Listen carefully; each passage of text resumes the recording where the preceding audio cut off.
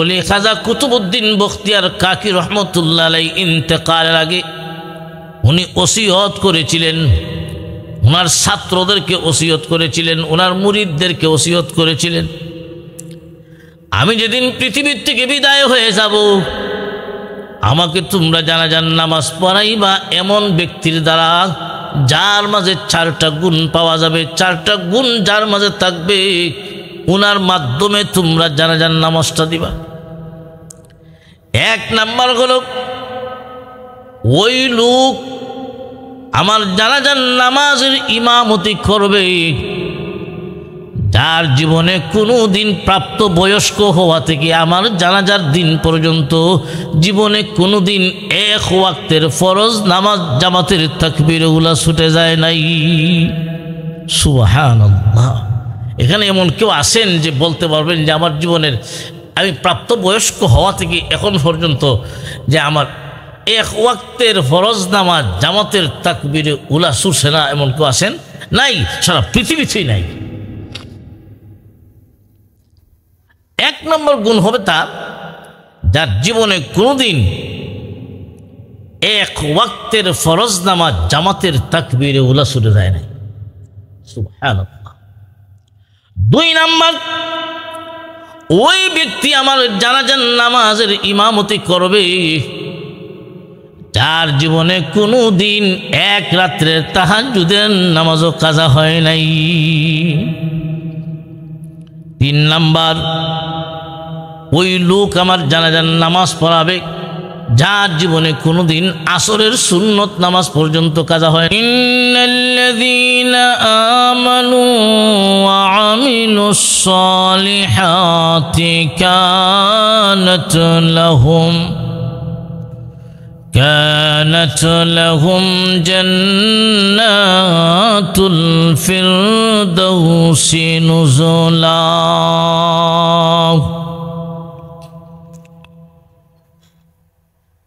صدق الله العظيم।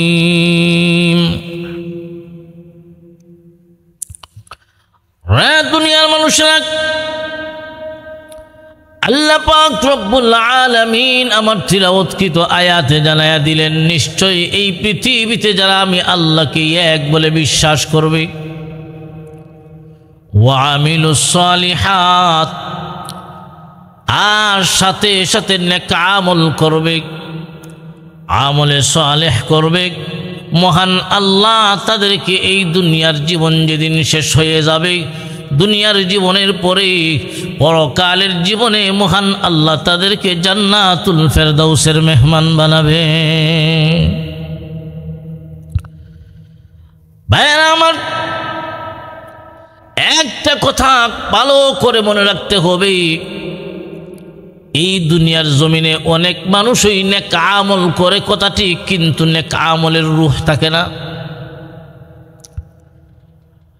আপনি আমার দেহের ভিতরে রূহ নামক একটা বস্তু যতদিন থাকবে ততদিন এই দেহের দাম থাকে। এই দেহ থেকে যখন রূহটা বের হয়ে যাবে আমার এই দেহের কোনো দাম থাকবে না, এটার নাম হয়ে যাবে লাশ।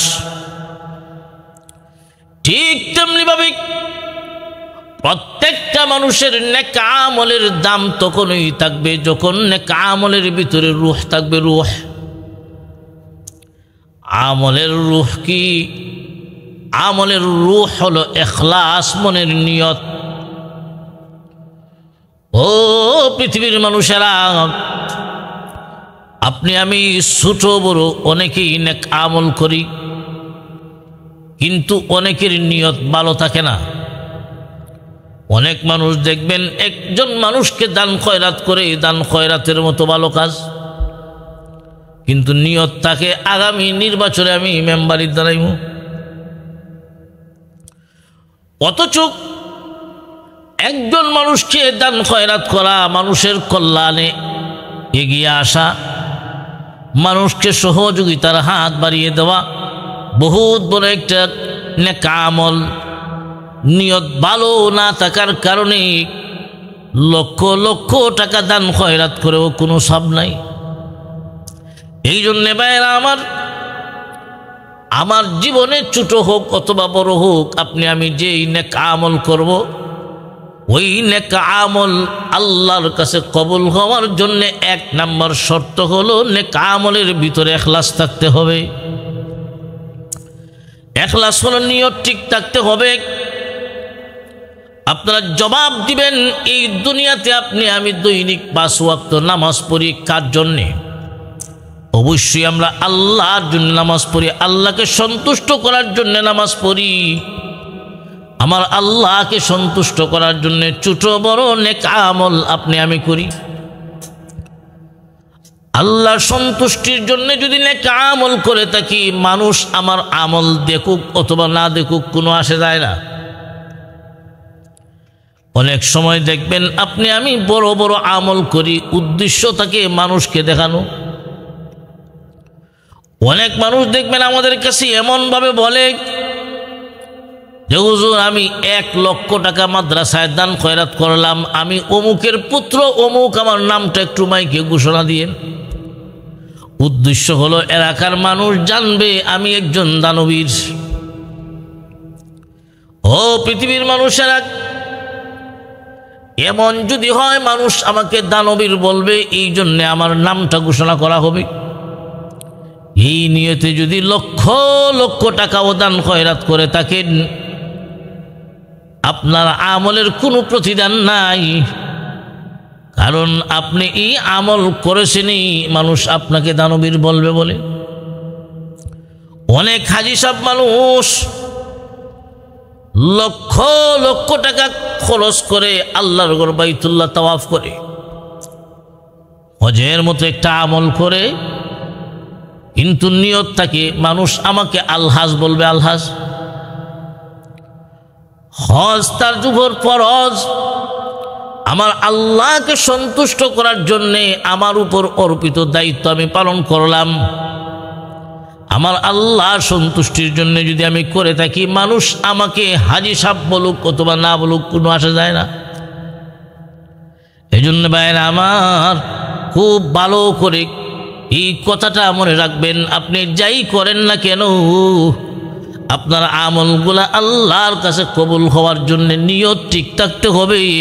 নিয়ত হওয়া লাগবে আমার জীবনের ছোট বড় আমল একমাত্র মালিকের জন্যে। আমাদের আকাবির আসলাফের আমল এমন ছিল, বড় বড় আমল করতেন, কেউ জানতো না। বড় বড় আমল করতেন, দুনিয়ার কেউ জানতো না।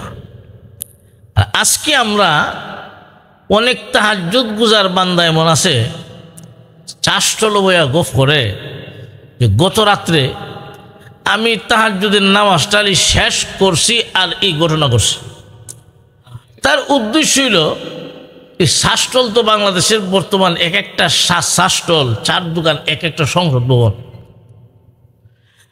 তার উদ্দেশ্য হলো চায়ের দোকানে যারা আছে সবাই জানুক উনি যে তাহাজ্জুদ গুজার বান্দা, তাহাজ্জুদ পড়েন। এমন আছে না নাই? আল্লাহ, এই তাহাজ্জুদটা হলো তোমার গোপনীয় আমল। তাহাজ্জুদের নামাজের মাধ্যমে আল্লাহর সাথে তার বান্দার খুব ঘনিষ্ঠতা তৈরি হয়। কারণ দুনিয়ার মানুষ যখন ঘুমায়া যায়, আল্লাহর প্রিয় বান্দা বান্দিরা তখন বিছানায় থাকে না, আল্লাহর সামনে দাঁড়ায়া যায়। ওই তাহাজ্জুদ নফল ইবাদতের মাধ্যমে আল্লাহর সাথে ঘনিষ্ঠ বন্ধুত্ব করা যায়। ওই আমলটা গোপন, কিন্তু আমি মনে মনে উদ্দেশ্য হলো আমার এলাকার মানুষ জানুক আমি একজন তাহাজ্জুদ গুজার বান্দা। এমন যদি হয় সারা রাত্র তাহাজ্জুদের নামাজ পড়বেন, কথাটি কোনো সব নাই। এই জন্যে খুব ভালো করে মনে রাখবেন, ভালো করে মনে রাখবেন, আমি যত বড় আমলই করি না কেন, ওই আমলটা হবে একমাত্র আল্লাহর জন্যে, দুনিয়ার কোনো মানুষকে দেখানোর জন্য নয়। বেশি দিন আগের কথা নয়, আমাদের ভারতবর্ষের এক আল্লাহওয়ালা খাজা কুতুবউদ্দিন বখতিয়ার কাকি রহমতুল্লাহ আলাইহি, কত বড় আল্লাহওয়ালা, কত বড় বুজুর্গ ছিলেন, যার স্মরণে, যার নামে এখনো ভারতের দিল্লিতে কুতুব মিনার স্থাপনা দাঁড়িয়ে আছে। আল্লাহর ওলি খাজা কুতুবউদ্দিন বখতিয়ার কাকি রহমতুল্লাহ আলাইহি ইন্তেকালের আগে উনি ওসিয়ত করেছিলেন, ওনার ছাত্রদেরকে ওসিয়ত করেছিলেন, ওনার মুরিদদেরকে ওসিয়ত করেছিলেন, আমি যেদিন পৃথিবীর থেকে বিদায় হয়ে যাব আমাকে তোমরা জানাজার নামাজ পড়াইবা এমন ব্যক্তির দ্বারা যার মাঝে 4টা গুণ পাওয়া যাবে, 4টা গুণ যার মাঝে থাকবে ওনার মাধ্যমে তোমরা জানাজার নামাজটা দিবা। 1 নাম্বার হলো ওই লোক আমার জানাজার নামাজের ইমামতি করবে যার জীবনে কোনো দিন প্রাপ্ত বয়স্ক হওয়া থেকে আমার জানাজার দিন পর্যন্ত জীবনে কোনো দিন 1 ওয়াক্তের ফরজ নামাজ জামাতের তাকবীর উলা ছুটে যায় নাই। সুবহানাল্লাহ। এখানে এমন কেউ আছেন যে বলতে পারবেন যে আমার জীবনের আমি প্রাপ্ত বয়স্ক হওয়া থেকে এখন পর্যন্ত যে আমার 1 ওয়াক্তের ফরজ নামাজ জামাতের তাকবীর উলা ছুটছে না, এমন কেউ আছেন? নাই, সারা পৃথিবীতেই নাই। 1 নম্বর গুণ হবে তার যার জীবনে কোনোদিন 1 ওয়াক্তের ফরজ নামাজ জামাতের তাকবীরে উলা ছুটে যায় না। সুবহানাল্লাহ। 2 নাম্বার ওই ব্যক্তি আমার জানাজার নামাজের ইমামতি করবে যার জীবনে কোনো দিন 1 রাত্রের তাহাজ্জুদের নামাজও কাজা হয় নাই। 3 নাম্বার ওই লোক আমার জানাজার নামাজ পড়াবে যার জীবনে কোনো দিন আসরের সুন্নত নামাজ পর্যন্ত কাজা হয় নাই। কয়টা গেল? 4টা। 3টা গেল। 1 নাম্বার জীবনে কোনো দিন 1 ওয়াক্ত ফরজ নামাজ জামাতের তাকবীরে উলা ছুটে যায় নাই। 2 নাম্বার 1 রাত্রের তাহাজ্জুদের নামাজও কাজা হয় নাই। 3 নাম্বার আসরের সুন্নত নামাজ পর্যন্ত কাজা হয় নাই। আমরা কয়জন আছি আসরের সুন্নত পড়ি? 4 নাম্বার গ্রুপ ওই ব্যক্তি আমার জানাজার নামাজের ইমামতি করবে যার জীবনে কোনোদিন প্রাপ্ত বয়স্ক হওয়া থেকে আমার জানাজার দিন পর্যন্ত জীবনে কোনোদিন বেগানা মহিলার দিকে তাকাইয়া অন্তরে গুনাহের কল্পনা করছে না এমন ব্যক্তি আমার জানাজার নামাজের ইমামতি করবে। এই 4 গুণওয়ালা যদি কাউকে পাওয়া যায় উনি আমার জানাজার নামাজের ইমামতি করবে। এই 4 গুণওয়ালা যদি কাউকে না পাও আমার জানাজা লাগবে না, বিনা জানাজায় দাফন করে দিবা। আল্লাহর ওলি খাজা কুতুবউদ্দিন বখতিয়ার কাকি রহমতুল্লাহ আলাইহি যে 4টা ওসিয়ত করেছিলেন, 4টা ওসিয়ত কি ছোট না বড়? এমন বড় সারা পৃথিবীতে এমন কোনো মানুষ আমার জানা মতে নাই যে বলতে পারবে 4 গুণের কোনো 1 গুণ তার মাঝে আছে। আল্লাহু আকবার।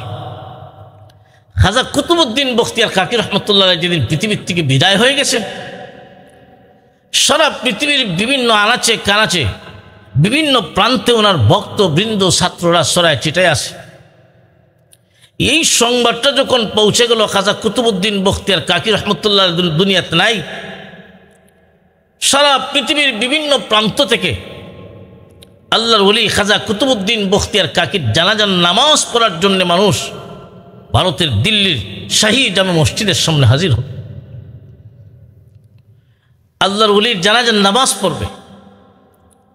আপনি আমিও আল্লাহর নেক বান্দা বান্দীদের জানাজার নামাজ পড়ার জন্য অনেক দূর দূরান্তে যাই না কেন? মনে বড় তামান্না, মনে বড় আশা, আল্লাহর ওলির জানাজার নামাজ যদি পড়তে পারি গো হয়তো এই জানাজার নামাজটাই আমার নাজাতের উসিলা হয়ে যাবে। এমন আশা নিয়া আপনি আমি বহু দূর দূরান্তে আল্লাহ ওয়ালাদের জানাজার নামাজ পড়ার জন্য যাই। খাজা কুতুবউদ্দিন বখতিয়ার কাকি রহমতুল্লাহ আলাইহি এত বড় আল্লাহ ওয়ালা, এত বড় বুজুর্গ, ওনার জানাজার নামাজ পড়ার জন্যে দিল্লির শাহী জামে মসজিদের সামনে লক্ষ লক্ষ মানুষ হাজির হলো, লক্ষ লক্ষ বক্তবৃন্দ ছাত্ররা হাজির হলো। আল্লাহর ওলির জানাজার নামাজ পড়বে, জানাজার নামাজ পড়বে। জানাজার নামাজ পড়ার আগেই শুরুতেই ওনার খাদেম ঘোষণা দিলেন, ভাইরা আমার, আল্লাহর ওলির একটা ওসিয়ত আমরা শুনি। এই ওসিয়তটা হলো আল্লাহর ওলি ওসিয়ত করে গেছেন, 4 গুণওয়ালা যদি কেউ থাকে, এই 4টা গুণ উল্লেখ করলেন। 1 নম্বর হলো যার জীবনে কোনোদিন বালেগ হওয়া থেকে আজ পর্যন্ত জীবনে কোনোদিন 1 ওয়াক্তের ফরজ নামাজ জামাতের তাকবীরে উলা ছুটে যায় নাই, এটা হলো 1 নম্বর গুণ। 2 নম্বর হলো যার জীবনে কোনোদিন 1 রাত্রের তাহাজ্জুদের নামাজও কাজা হয় নাই। 3 নম্বর যার জীবনে কোনোদিন 1 ওয়াক্তের আসরের সুন্নত নামাজটাও কাজা হয় নাই। 4 নম্বর হলো যার জীবনে কোনোদিন বেগানা মহিলার দিকে তাকাইয়াও গুনাহের কল্পনা করে নাই। এই 4 গুণওয়ালা যদি কেউ থাকে, উনি আজকের জানাজার নামাজের ইমামতি করবে। এই 4 গুণওয়ালা যদি কেউ থাকেন, আপনি সামনে আসেন, আজকের জানাজার নামাজের ইমামতি আপনি করবেন। ওনার খাদেম যখন ঘোষণা দিলেন, এই ঘোষণা শুনেই ওই জানাজার নামাজ পড়ার জন্য যারা আসছিল সবাই মাথা নিচের দিকে দিয়া চোখ থেকে পানি ছেড়ে ছেড়ে কান্দে, মনে এই তামান্না, বহু বড় আশা নিয়ে আসছিলাম জানাজার নামাজটা পড়ব, কিন্তু যেই শর্ত দেওয়া হয়েছে এই শর্তে মনে হয় আজকে আর জানাজার নামাজ পড়তে পারবো না। বড় বড় আল্লাহওয়ালা, বড় বড় মুহাদ্দিস শাইখুল হাদিসরা সেখানে হাজির ছিলেন। সবাই নিচের দিকে মাথা দিয়ে চোখ থেকে পানি ছেড়ে ছেড়ে কান্দে, নিজেকে অপরাধী মনে করে কান্দে। আহারে, আজকে এই 4 গুণ আমার মাঝে নাই, আমি কেমন আমল করি, আমি কেমন আলেম, কেমন আমল। লক্ষ লক্ষ মানুষ মাথা নিচের দিকে দিয়া কান্দে। এই ঘোষণা দেওয়ার পরে কেউ তো সামনে আসে না, একে অন্যের কাছে বলা বলি করতে লাগলো।